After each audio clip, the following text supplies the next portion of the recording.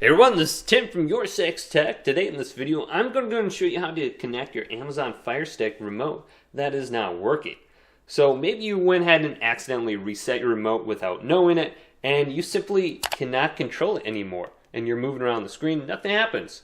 So you can see a green light is blinking. Now what we want to go ahead and do to reconnect it back to our Amazon Fire Stick is to hold down the home button for about 10 seconds. So let's go ahead and hold this down. And the green light is blinking.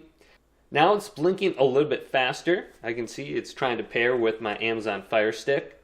Now if nothing pops up on the screen, what you want to go ahead and do is go to the back of your TV and unplug your Amazon Fire Stick and leave it unplugged for about 1 minute and then plug it back in. So I'm going to unplug this and then plug it back in. And now it's going to go ahead and reset and wait until it fully reboots. Now go back to your remote and hold down the home button for 10 seconds and see if anything pops up on the screen. And eventually this will pop up where it says we cannot detect your remote. Pressing the home button in for 10 seconds, insert new batteries, unplug the Fire Stick for 5 seconds and then plug it back in. Then if your remote is not working, press the 3 lines, the back button, and the left dial and hold that down at the same time for 10 seconds. Now press the middle button and you should be able to navigate the menu now.